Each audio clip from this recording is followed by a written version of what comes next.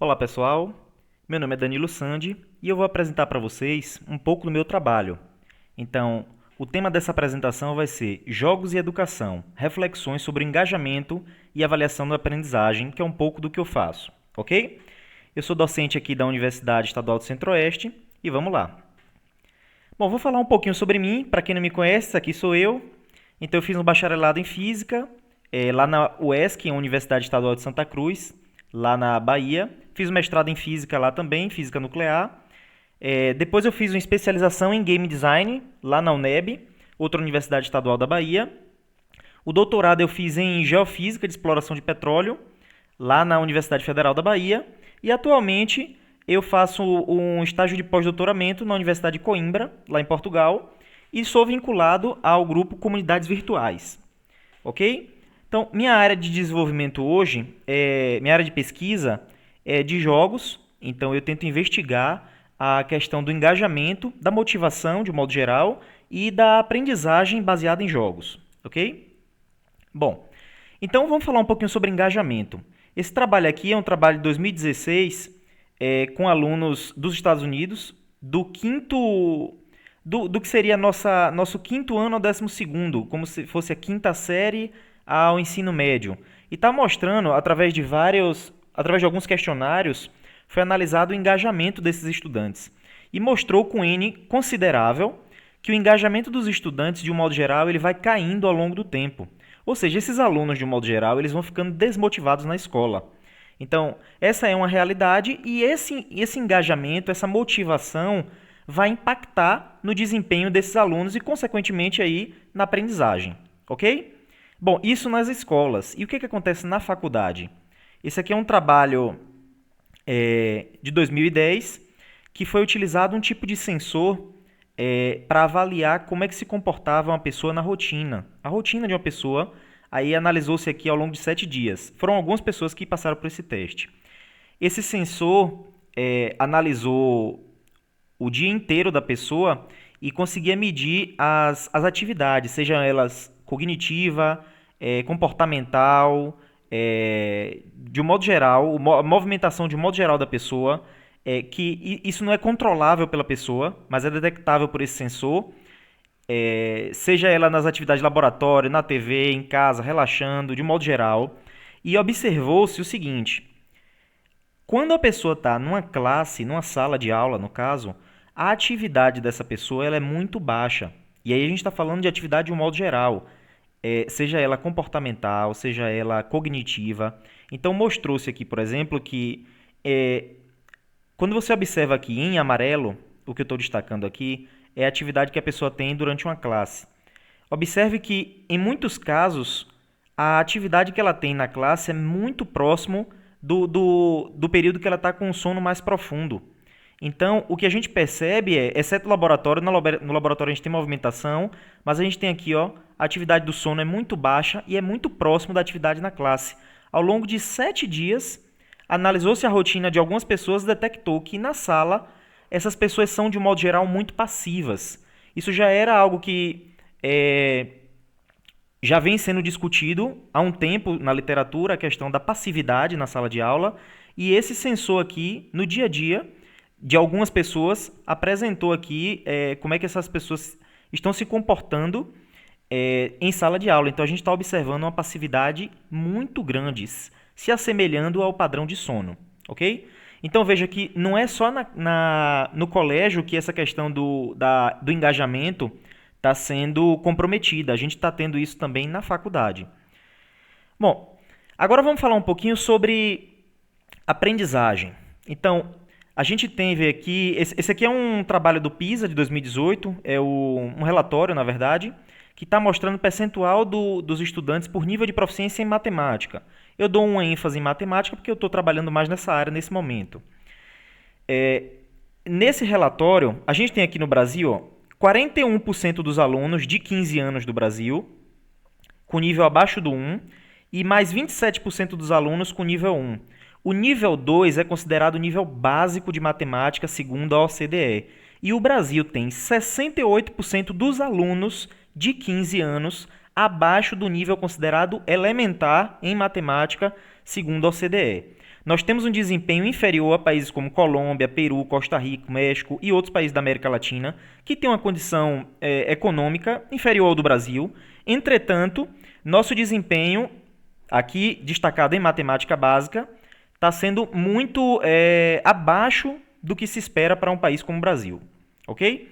Então, o fato da gente ter um engajamento baixo e a gente ter uma proficiência baixa aqui em matemática, mas em outras áreas isso acontece também, isso leva a gente a refletir de que modo podemos utilizar alguns recursos para otimizar, para melhorar o ensino de um modo geral. O que pode ser feito para melhorar a aprendizagem dos alunos, para motivar os alunos. Então, é daí que vem a sugestão, a possibilidade da utilização de jogos. Esse aqui é um trabalho de 2009, foi publicado na Science, e trata sobre a utilização de videogames como uma possibilidade para o ensino em larga escala de ciência, tecnologia, engenharia e matemática de um modo geral. Nesse trabalho foram resumidos alguns jogos, os seus conteúdos e para qual público ele foi aplicado, a amostra e os resultados. Resultados positivos. Aqui eu chamo a atenção, por exemplo, do jogo New Torx. Ele foi um jogo aplicado para graduação de engenharia mecânica para que os alunos aprendessem métodos numéricos. Foi uma amostra de 86 alunos e os resultados que foram obtidos é que os alunos passavam o dobro do tempo fazendo trabalhos de casa relacionados com a disciplina, e os mapas mentais que eles conseguiam, os mapas conceituais que eles conseguiam construir da disciplina eram mais complexos, muito mais detalhados. Então, a gente está falando de um jogo sendo aplicado em uma disciplina de nível superior, com resultados significativos para a aprendizagem desses alunos, de um modo geral. E não tem só esse caso, tem vários outros casos na literatura retratando essa situação. Então, daí a gente tem aumentado, na verdade, o número de pesquisas na área de jogos para entender esse fenômeno de jogos e educação de um modo geral e de que modo a gente pode melhorar o engajamento e a aprendizagem desses alunos com o recurso dos jogos para a educação. Aqui eu vou apresentar para vocês um pouco do New Torx. Então, esse foi um artigo aqui de 2009. Ele foi aplicado lá na Universidade de Illinois, nos Estados Unidos. O objetivo foi analisar como é que se comportava o engajamento com esse jogo. Então, o que era o New Torx? Basicamente, era um jogo de corrida de carro. Basicamente era isso. Toda a disciplina de métodos numéricos, a tradicional foi substituída por missões dentro do jogo New Torx. Basicamente o jogo era programado em C. Então o aluno tinha que aprender programação simultaneamente, junto com o jogo, e ele tinha que desenvolver várias atividades dentro desse jogo relacionado com métodos numéricos. Então, por exemplo, a primeira tarefa era fazer com que o carro andasse. Para isso ele tinha que calibrar velocidade, tinha que calibrar aceleração. Depois que o carro conseguia andar, ele tinha que calibrar para o carro fazer a curva corretamente. Então tinha que se preocupar. Inicialmente era só para conseguir fazer o carro andar. Então tinha que calibrar várias características do carro. Depois, fazer com que o carro conseguisse fazer uma curva. Então veja, ele não fica controlando o carro como se ele tivesse num jogo desses comerciais de carro. Ele não fica controlando. Então ele programa e deixa o carro se mover. Mas para isso ele tem que controlar aceleração, velocidade, como é que o carro vai fazer curva, e todas essas programações que ele tem que fazer no carro para que ele realize esses tipos de movimento são todas programadas e ele sobe para um servidor. Então tudo isso com programação. Outro caso, depois que ele conseguia fazer o carro andar e fazer curva, ele tinha que desviar de obstáculos. Então vários desses problemas envolviam a resolução de problemas de métodos numéricos. Então, ao invés de apresentar para o aluno problemas de métodos numéricos num livro para resolver tradicionalmente as equações, ele tinha que resolver problemas parecidos para fazer para que o carro cumprisse algum tipo de missão no jogo. Então, no final das contas, ele estava resolvendo um problema numérico problemas numéricos dentro do próprio jogo. Tá aqui um outro caso. Aqui ele tinha que passar a marcha na posição correta. Então ele tinha informação da aceleração do carro, tinha informação também da velocidade. E para passar a marcha, para que o carro passasse a marcha automaticamente na posição correta, ele tinha que programar os problemas de otimização e saber resolver esses problemas de otimização. Então, no final das contas, era a resolução de métodos numéricos aplicados a uma corrida de carro, basicamente. Então, toda a disciplina foi moldada como missões dentro do jogo, em que os alunos tinham que ter desenvolver bastante as habilidades de programação e resolver problemas numéricos aplicados. Basicamente foi isso que foi realizado. E o resultado disso foi que os alunos se desempenharam muito mais na disciplina, eles ficaram muito mais engajados efetivamente, e do ponto de vista de aprendizagem, eles conseguiam fazer mapas conceituais sobre a disciplina, sobre os conteúdos da disciplina, mais detalhados do que aqueles alunos do grupo controle, os alunos que fizeram a disciplina tradicionalmente. Ok? No final, eles chamaram os pais e fizeram a corrida dos carros e tudo mais. Então, assim, foi algo extremamente positivo e motivante para esses alunos. Do ponto de vista de aprendizagem e engajamento, foi uma grande experiência. Esse outro exemplo aqui foi a integração de um jogo 3D com o Moodle. Então, vocês, nesse momento, devem estar usando o Moodle. E a proposta aí da professora Karina. A professora Karina, ela colabora com a gente também no grupo de pesquisa Comunidades Virtuais. Ela na verdade, ela adaptou um jogo que à época era um best-seller, que foi o Neverwinter Nights, ao Moodle. Então veja como é que ficou. O Neverwinter Nights é um jogo 3D, RPG, que é jogo de interpretação, em que ele disponibiliza o Aurora. O Aurora é uma ferramenta de edição, e com isso ela montou uma equipe para construir as missões que ela queria dentro do jogo. Então, ela adaptou o jogo para incluir os conteúdos que ela gostaria de trabalhar dentro do jogo. Aqui tem outra imagem. Então, essa aqui era mais ou menos a interface do jogo. Os alunos viam essa interface, mas no final das contas, o jogo estava integrado com o Moodle, de modo que, ao responder problemas ou cumprir missões dentro do jogo, isso era contabilizado para o professor, de modo como se o aluno estivesse respondendo questionários ou outras atividades dentro do Moodle. Então, essa integração foi extremamente motivante para os jogadores, que eles tinham essa interface para resolver os problemas contextualizados e, no final das contas, o professor recebia como se estivesse no Moodle, como se os alunos estivessem respondendo os problemas no Moodle.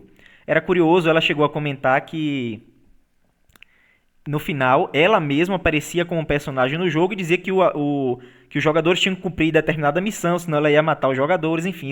E aí, de fato, ela poderia matar os jogadores. E isso foi bastante motivante aí pro pessoal.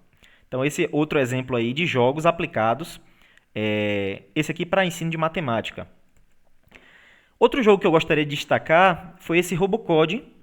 Esse Robocode aqui, nesse caso, o trabalho que foi apresentado foi para o ensino de matemática também. Basicamente, são robôs que são programáveis aqui por Java. Então, ele foi utilizado inicialmente para ensino de programação. Então, basicamente, é uma batalha de robôs em que todos os robôs são programáveis.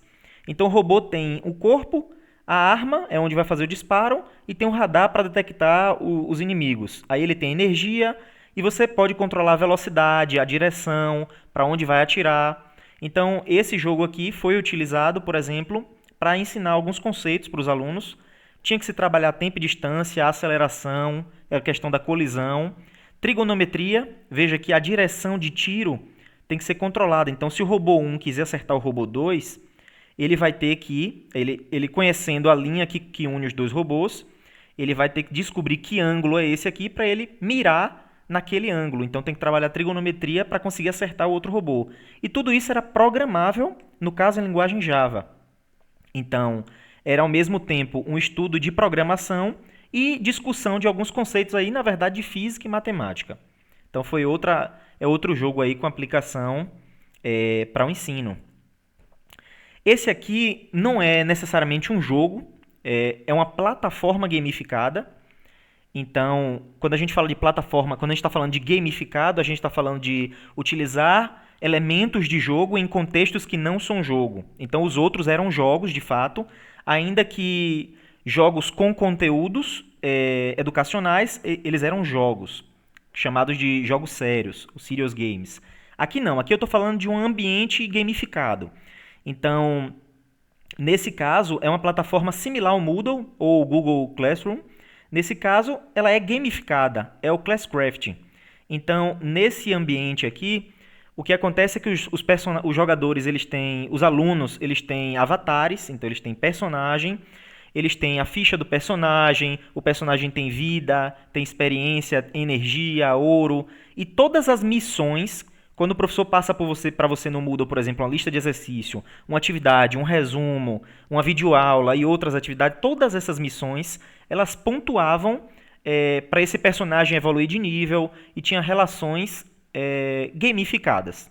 Então, foi um trabalho aí da professora Dora, foi com o ensino médio esse trabalho, e ela utilizou como metodologia um questionário inicial com os alunos, para averiguar como é que ele se comportava com relação à utilização de tecnologia, fez um pré-teste de matemática e depois, no final, ela fez um pós-teste.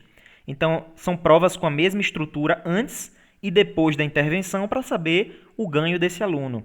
E aí ela fez a aprendizagem, a intervenção, utilizando o Classcraft para o grupo experimental e o grupo controle teve aulas tradicionais, basicamente. Depois ela fez um questionário para ver o que os alunos acharam da experiência.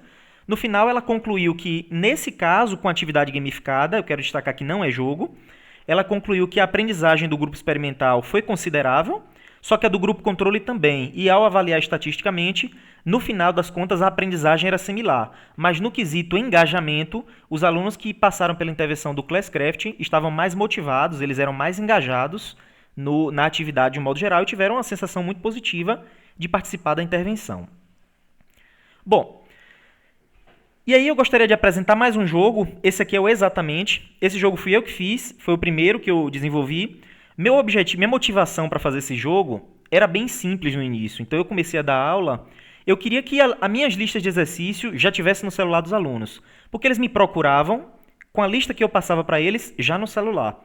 Então era bem simples o que eu queria. Eu queria que a lista tivesse no celular deles. Daí que veio a ideia do Exatamente e foi por isso que eu fiz uma pós-graduação em Game Design. Bom, antes eu fiz uma pesquisa. Essa pesquisa aqui foi pelas redes sociais.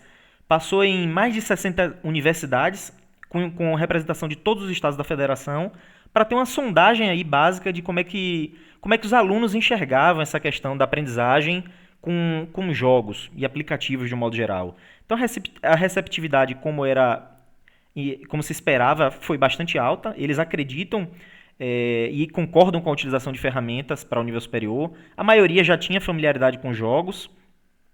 E o público-alvo era um público universitário. A gente está falando aqui de 17 a 22 anos, aproximadamente. Então foi essa pesquisa que foi feita previamente. E eu vou mostrar para vocês aqui um pouquinho um vídeo que foi produzido do jogo para a apresentação final dele.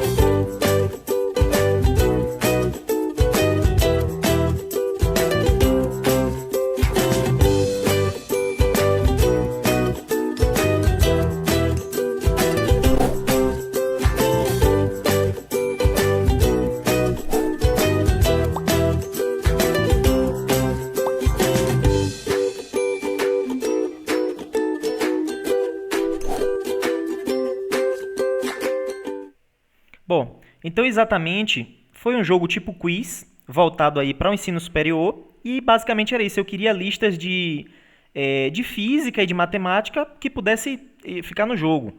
No final das contas, o jogo não saiu nem para física nem para matemática. Ele foi utilizado para microbiologia industrial e para psicologia.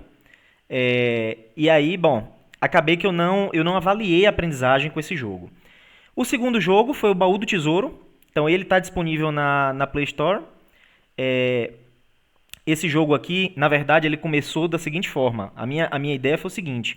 Eu recebi pelo WhatsApp um enigma desse aqui. Então você tem cinco códigos de 3 dígitos e tem um problema de lógica. A resolução desse problema de lógica leva a um único código de 3 dígitos, basicamente. Recebi essa mensagem e falei, não, vou implementar isso aqui para os meus alunos. E aí eu construí aqui, comprei um baú, coloquei o cadeado, um cadeado de 3 dígitos e passei uma lista de exercícios com 5 exercícios, cada exercício com 5 alternativas, cada alternativa gerava um código. Então, quando o aluno respondia as 5 questões corretamente, ele tinha 5 códigos, tinha um problema de lógica que gerava um código de 3 dígitos que abria o baú e tinha chocolate e dava pontuação para esse aluno. Então, esse foi o que eu chamo de baú do tesouro presencial. Isso eu apliquei em diversas turmas aí em 2017, 2018. Esse trabalho ele foi premiado, inclusive com ideias inovadoras. O trabalho anterior exatamente também foi premiado. A gente conseguiu uma bolsa, foi financiado pela agência de fomento da Fundação de Amparo de Pesquisa do Estado da Bahia. Essa daqui foi um prêmio, na verdade, que a gente recebeu, que eu recebi. E tinha uma questão, nem todos os alunos... Quando você estava com uma turma muito grande, ficava difícil de trabalhar com o baú do tesouro, porque eu tinha que criar os códigos manualmente para diversos baús. Eu ainda pensei em implementar Arduino para fazer isso de modo automático, enfim, não deu muito certo aí, parou por aí. E aí eu desenvolvi o jogo Baú do Tesouro, que é esse aplicativo aqui, que tem a versão do estudante. Então, basicamente, o estudante, quando o professor ativa, ele gera um PIN, o estudante coloca o PIN. Tem aqui as 5 questões, cada uma com seu código. Quando ele responde as 5 questões, ele gera aqui os 5 códigos e tem que resolver um problema de lógica.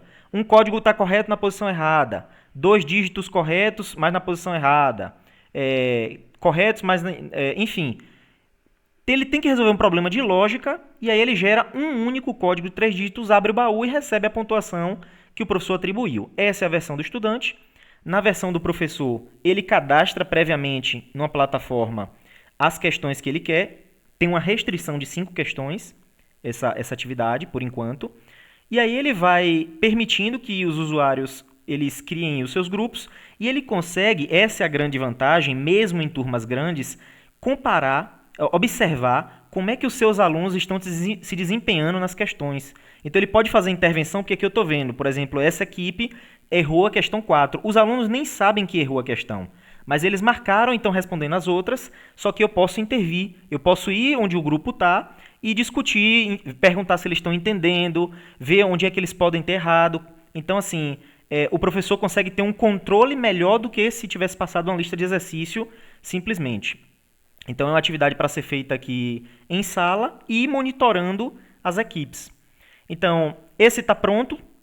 Esse aplicativo está pronto. No final eu ainda mexi um pouco com inteligência, com realidade aumentada. Eu tentei implementar aqui o baú com realidade aumentada, mas parei com esse projeto. O baú físico ele foi avaliado estatisticamente. Um dos resultados aqui, a gente estava comparando diversão, aprendizagem e frequência. A gente chegou à conclusão, ao comparar os diferentes aspectos com os alunos, que a percepção deles é que era uma lista de exercício. Então, eles tinham essa percepção. Entretanto, o quesito diversão, que promovia engajamento, era alto. A gente pode ver aqui no azul, por exemplo. Então, os alunos, embora entendessem que a aprendizagem era similar ao de uma lista de exercício, eles entendiam que era muito mais divertido fazer uma lista de exercício daquela forma. E eles queriam fazer mais vezes dessa forma a atividade. Então, foi uma das conclusões que a gente teve com o baú físico. O baú, esse baú digital, o aplicativo, ele ainda não foi testado, é uma das coisas que eu estou trabalhando ainda. E aí eu quero comparar os resultados que eu vou obter com o baú digital com os resultados que eu já tenho do baú físico. Então, essa é uma das minhas atividades de pesquisa. Implementar, o projeto já está implementado, eu agora vou aplicar em algumas turmas e vou coletar esses dados qualitativos e quantitativos e comparar com os resultados obtidos com o baú físico e outras metodologias como lista de exercícios, por exemplo. E esse aqui é o outro projeto, eu diria que é o projeto que atualmente eu estou mais imerso, é o nivelamento online. Ele surgiu devido ao fato que eu coordenei um programa de nivelamento em matemática básica na Universidade de Salvador por aproximadamente 2 anos, e lá a gente recebia os alunos calouros, e eles tinham muita deficiência na área de engenharia, e eles tinham muita deficiência em matemática básica. Então a gente propôs um programa em que eles tinham encontros semanais para resolver problemas de matemática básica com a ajuda do tutor e do professor. Então esse era o nivelamento presencial. Só que nem todos os alunos poderiam, a gente tinha que distribuir, tinha que proporcionar muitas turmas, isso era complicado porque precisava de muito professor, e aí foi que surgiu a ideia do jogo nivelamento online.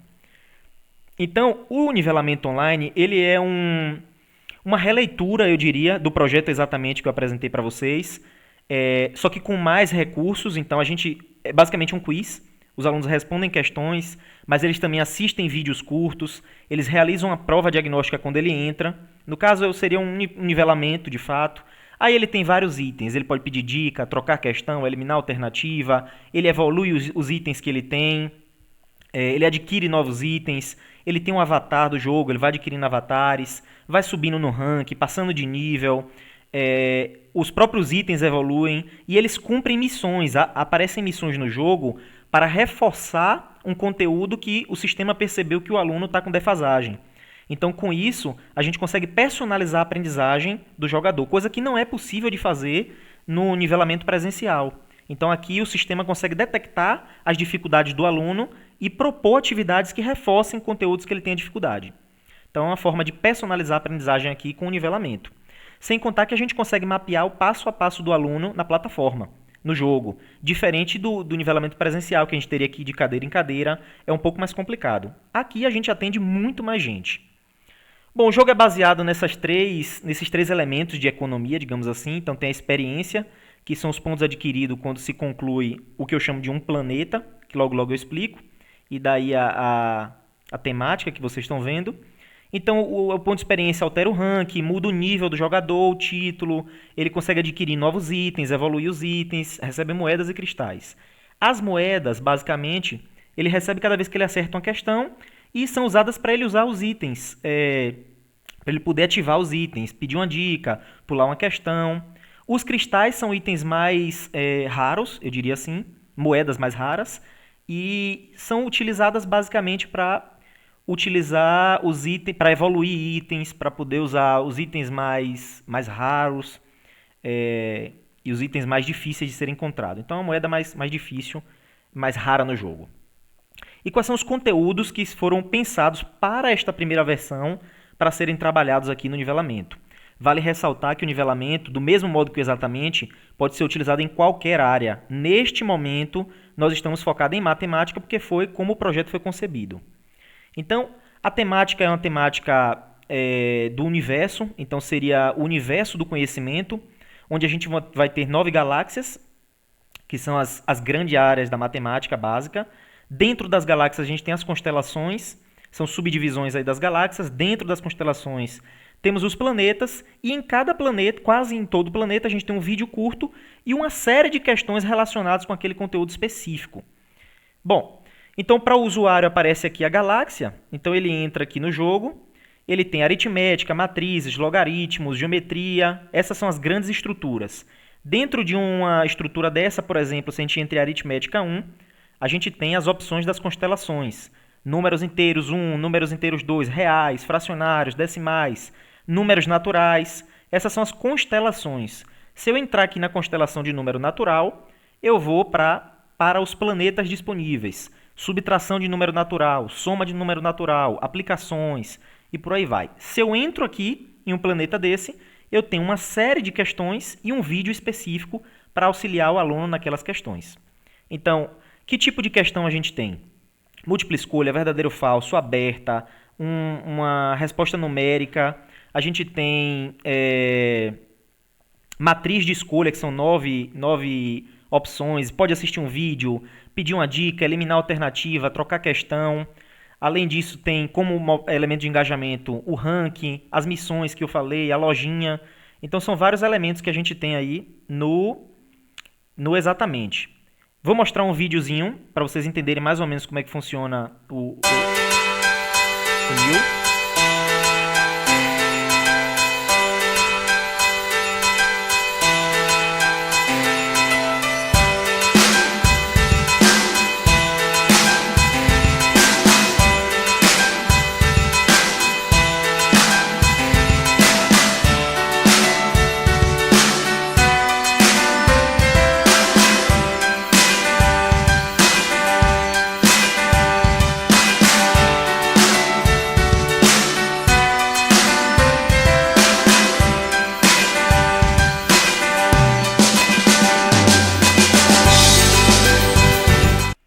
Então, esse é o nivelamento online. E como é que a gente vai fazer a avaliação? Bom, isso aqui são alguns resultados que a gente obteve com o nivelamento presencial. Isso aqui foi o pré-teste. Então, a gente conseguiu mapear como os alunos entravam. De 1.000 alunos, por exemplo, que entravam na universidade, a gente concluiu aqui que 14% não sabia somar número inteiro, por exemplo. Então, esse foi um mapeamento que a gente fez com a entrada dos alunos, depois a saída. Então aqui em cores mais claras a entrada, o pré-teste, em cores mais escuras o pós-teste. Então a gente consegue mapear como esses alunos evoluíram ao longo de um semestre, aqui com o nivelamento presencial. Aqui é a distribuição de notas, vocês veem em vermelho que ela está desviada para a esquerda e a de azul um pouco desviada para a direita. A de vermelho é a diagnóstica e a de azul é a final. Ou seja, a gente tem notas melhores, como era esperado, depois da intervenção do nivelamento presencial, para esses alunos aí quando eles saem depois da intervenção. Quando a gente vai olhar a aprovação e reprovação na disciplina de matemática básica, os alunos que não fizeram o nivelamento, a gente está falando do nivelamento presencial, os que não fizeram, 76% foram reprovados e 24% aprovados. Dos que fizeram o nivelamento, a reprovação e a aprovação foi mais ou menos a mesma coisa.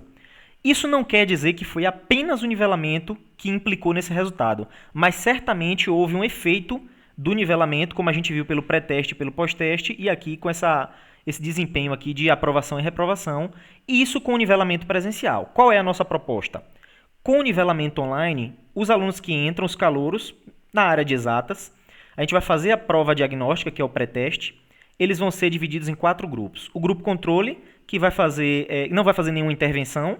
O nivelamento presencial, que é o nivelamento tradicional. O nivelamento online, que é a nossa proposta com o jogo. Então, os alunos vão passar por essa intervenção. E vão ter alunos que vão fazer tanto presencial quanto online. Então, depois deles fazerem as intervenções, todos eles estão matriculados em uma disciplina de matemática básica. E eles vão fazer o pós-teste, que tem a mesma estrutura do pré-teste. Com isso, a gente vai ter de dado o dado de entrada de pré-teste, o dado de saída de pós-teste, o desempenho dos alunos nas avaliações da disciplina de matemática, além de um questionário que a gente vai passar para avaliar a percepção deles nas diferentes intervenções do ponto de vista qualitativo, e um questionário chamado de eGameFlow, que é um questionário específico para avaliação de jogos digitais, para a gente avaliar o impacto do NIL. Então, esse é o projeto de pesquisa que eu estou mais empenhado, é o meu projeto de pós-doutoramento na faculdade da Universidade de Coimbra. Então, o jogo está quase concluído, agora a gente vai entrar com essa intervenção com os alunos e tentar responder se de fato os jogos digitais, especialmente o nivelamento online, contribui para facilitar a aprendizagem, para motivar esses alunos nos conhecimentos aqui, na aprendizagem dos conhecimentos de matemática básica. Bom, e desse trabalho rendeu aqui dois papers aqui. Então, o trabalho foi apresentado aqui ano passado na Seminário de Jogos, Educação e Comunicação, e semana passada no Encontro de Jogos Mobile Learning, que foi um encontro internacional, acontece lá em Portugal, mas devido à pandemia aconteceu online. Então foram alguns resultados aí, a gente prevê mais resultados quando fizer a intervenção. Então, basicamente, para concluir, o que é que eu tenho de projeto em andamento? Então, eu preciso finalizar aqui e avaliar o nivelamento online, comparando com o programa presencial, meu projeto de pós-doutoramento. E outro projeto é avaliar a aprendizagem e o engajamento com o baú digital e comparar com o baú físico. O baú físico eu já tenho dado, o baú digital eu ainda não implementei nas turmas, então é outra atividade que eu pretendo implementar. E outra atividade que eu tenho trabalhado também é o desenvolvimento de um RPG de física. Então, embora esses outros jogos eles sejam no final das contas mais conteudista, esse RPG da física ele tem um objetivo mais engajador do que conteudista. Então ele é mais como o trabalho do Neil Torks, da Universidade de Illinois, é mais como o trabalho da Karina, daquele jogo 3D. Então a proposta é que o jogador ele vai imergir em um cenário de aventura medieval e as missões dentro desse RPG, que é um jogo de interpretação, essas missões vão requerer conhecimentos físicos, vai envolver alguns conhecimentos de física e matemática e lógica, basicamente. Então eu já estou escrevendo aqui o projeto, na verdade o documento de game design desse jogo, e mais para frente eu quero aplicar com os alunos. Aí pode ser aplicado com ensino médio, ensino superior. Então são essas minhas linhas de pesquisa atuais. É isso, pessoal. Eu agradeço pela atenção de vocês. E qualquer dúvida pode me procurar. Vocês têm meu e-mail aí. Tá bom? Um abraço.